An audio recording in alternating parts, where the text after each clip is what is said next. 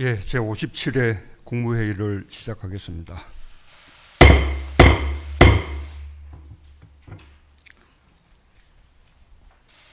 지난주 우리는 전태일 열사 50주기를 맞아 노동 존중의 가치를 되새겼습니다.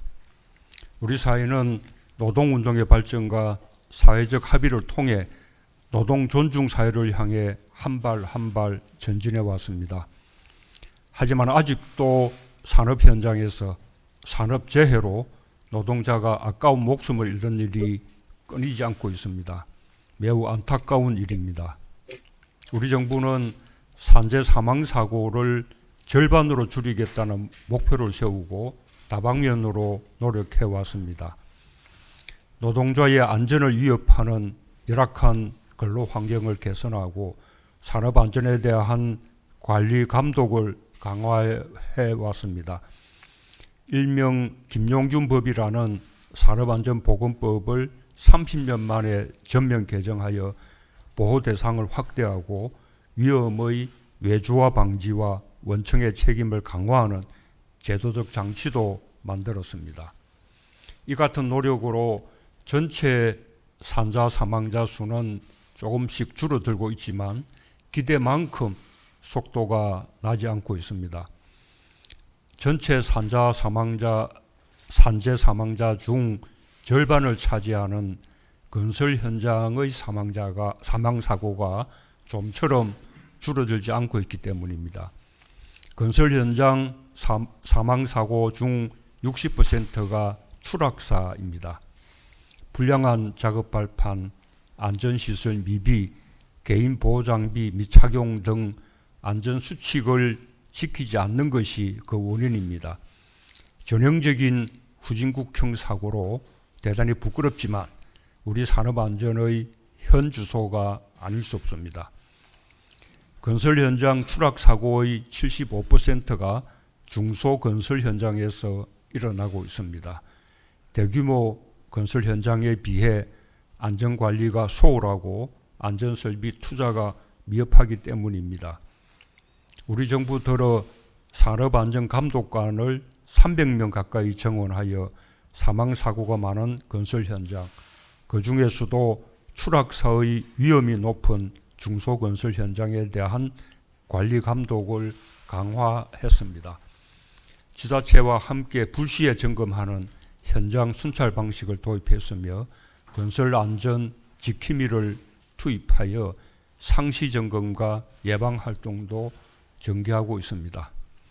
소규모 건설 현장에는 안전설비 설치 비용 등 재정 지원도 대폭 늘렸습니다. 이러한 노력에도 불구하고 산재 사망 사고를 줄이는데 큰 성과를 내지 못하고 있습니다. 감독해야 할 건설 현장에 비해 감독 인력이 여전히 많이 부족하고 대부분 일회성 감독에 그치고 있기 때문입니다. 문제가 있는 곳에 답이 있습니다. 이번 기회에 정부는 건설 현장 사망사고를 획기적으로 줄이겠다는 강력한 의지를 가져주기 바랍니다. 필요하다면 산업안전감독 인원을 더 늘리고 건설 현장의 안전감독을 전담할 조직을 구성하여 중소규모 건설 현장을 밀착 관리하고 고공작업 등 추락의 위험이 높은 작업 현장에 대해서는 반드시 신고하게 하여 지자체와 함께 상시적인 현장 점검 체계를 구축해 주기 바랍니다. 예산과 인력 등 필요한 지원도 아끼지 말아야 할 것입니다. 몇 해만 집중적인 노력을 하면 안전을 중시하는 문화를 정착시킬 수 있을 것입니다. 목숨보다 귀한 것은 없습니다. 노동 존중 사회는 노동자가 안전하게 일할 권리를 보호하는 것으로부터 시작된다는 것을 명심해 주기 바랍니다. OECD 국가 중 산재 사망률 상위권이라는 불명예에서 이제는 벗어나야 할 때입니다. 오늘 정부는 수도권의 사회적 거리두기 단계를 1.5단계로 상향 조정하여 11월 19일부터 시행하기로 했습니다. 강원도는 기초단체별로 판단하기로 했습니다. 신규 확진자 증가 추세가 계속되고 일상에서의 조용한 전파가 확산됨에 따라 전문가의 의견을 반영하여 내린 조치입니다. 거리두기 단계 조정에 따라 시설 폐쇄와 영업 금지까지는 아니더라도 각종 시설들의 이용 인원이 제한되고 뛰어앉기가 시행되는 등 불가피하게 일상과 경제 활동에 제약이 있을 것입니다. 국민들께서 다소 불편하시더라도 더 큰 확산과 피해를 막기 위한 불가피한 조치임을 이해해 주시고 적극 협조해 주시기 바랍니다.